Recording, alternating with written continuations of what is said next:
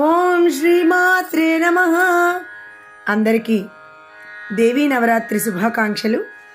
సౌందర్యలహరి 90వ శ్లోకం.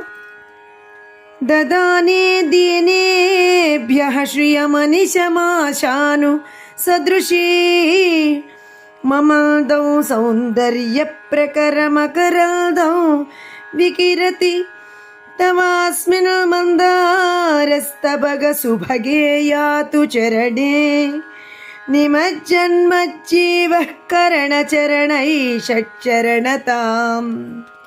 అనువాద పద్యము.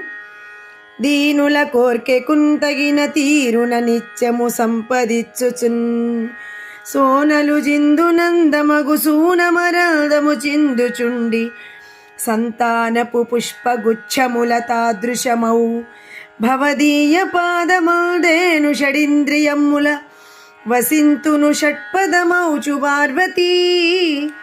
హే జగజ్జననీ, దీనజనులకు ఎల్లప్పుడు వారు కోర్కెలకు తగిన విధముగా సిరి సంపదలను అనుగ్రహించును.